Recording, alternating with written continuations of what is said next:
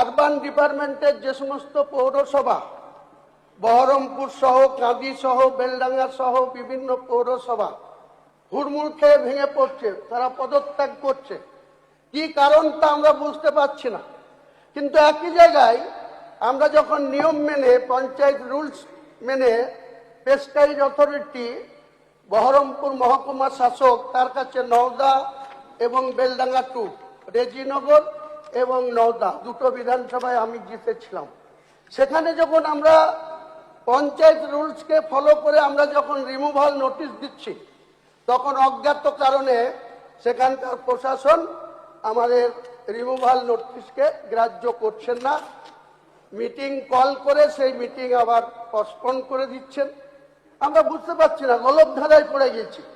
যেটাকে আবার পুরনো বা নতুন টিএমসি সরকার চলছে নাকি মুর্শিদাবাদ জেলায়, যে আমরা যখন টিএমসির দুর্নীতিগ্রস্ত প্রধানদের বিরুদ্ধে, পঞ্চায়েত সমিতির বিরুদ্ধে রিমুভাল নোটিশ মহকুমা শাসকের কাছে বা পেস্টাইজ অথরিটি বিডিওর কাছে যখন পেশ করা হচ্ছে, তখন অজ্ঞাত কারণে সেখানকার প্রশাসন বলছে যে আইন শৃঙ্খলা বিষয় নিয়ে এখন রিমুভাল নোটিশ মিটিং করা যাবে না। 2 তারিখে মিটিং ছিল, বেলডাঙ্গা 2 মহকুমা শাসক নিজেই ডেকেছিলেন। তার 15 দিন আগে আমরা রিমুভাল নোটিশ করা করেছিলাম সেখানকার পঞ্চায়েত সমিতির সদস্যরা। কিন্তু অজ্ঞাত কারণে 2 তারিখে 2রা জুনের মিটিং পোস্টপোন করে রাখা হলো। আজও মিটিং কল করা হয়নি।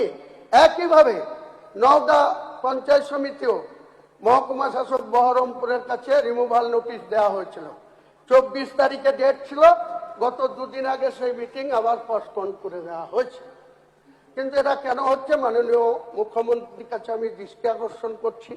পাশাপাশি রাজ্যপাল মহোদয় যে বক্তব্য রেখেছেন তাকে সম্পূর্ণরূপে সমর্থন করছি। বিরোধী আসনে থেকেও বিরোধী সদস্য হিসাবে মাননীয় রাজ্যপালের সেই ভাষণকে আমরা, যেহেতু রাজ্যপালও এই রাজ্যে প্রথম এবং অষ্টাদশ বিধানসভার 18 তারিখে চেনার যে ভাষণ, সেটা আমরা নিশ্চয়ই সমর্থন করছি, সম্মান করছি।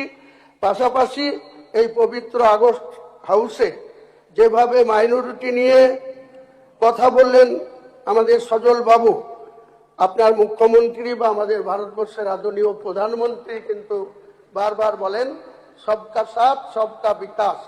আর আপনি এই সদনে দাঁড়িয়ে বলছেন মাইনরিটি। মাইনরিটি মানে শুধু মুসলিম না, মাইনরিটির মধ্যেও আপনাদের অনেক সনাতনী ধর্মাবলম্বী মানুষরা আছে। তাহলে আপনারা কি বলতে চাইছেন? এখানে কি শুধু মাইনরিটি মানে মুসলিমকে ট্রিটমেন্ট করতে চাইছেন?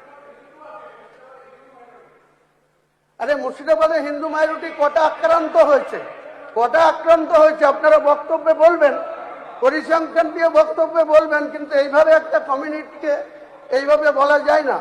আমরা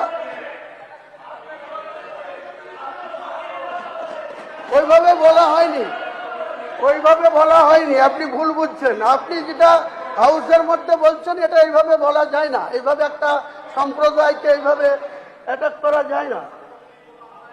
37 যেটা বলা হয়েছিল তার সেটা আউটসাইডে বলা হয়েছিল, আউটসাইডে বলা হয়েছিল, হাউসের মধ্যে বলা হয় এমন না। আপনি কি আমাকে থামাবেন নাকি? অনারেবল স্পিকার আমাকে পারমিশন দিয়েছে। আপনি কি বলছেন? আপনি কি বলছেন?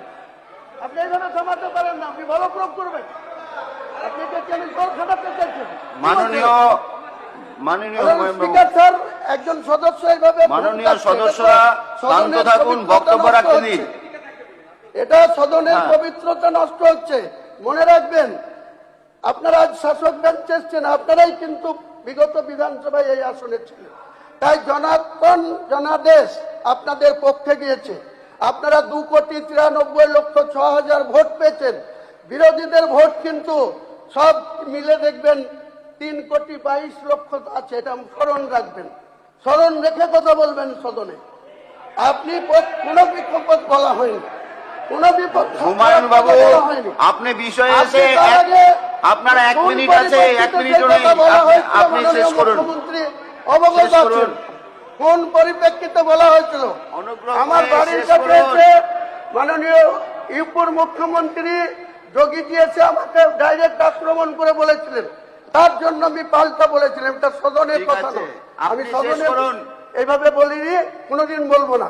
আপনাদের সকলের এই সম্মান দিয়ে বাইরেও বলবো না, বাইরেও বলবেন না। আচ্ছা, কিন্তু বাইরে যদি আপনি আপনি শেষ আমাকে করুন। ধমকান, আমি আপনাকে ধমকাবো। এটা তর্ক করে সময় নষ্ট করবেন না। ঠিক আছে, ঠিক আছে। অধিকার আপনাকেও কেউ দেয়নি এইভাবে ধমকানোর, আপনাকেও কেউ অধিকার দেয়নি এইভাবে ধমকানোর। আমি আপনি এদিকে যান। অনুভূতি নিয়ে আমি কথা বলছি।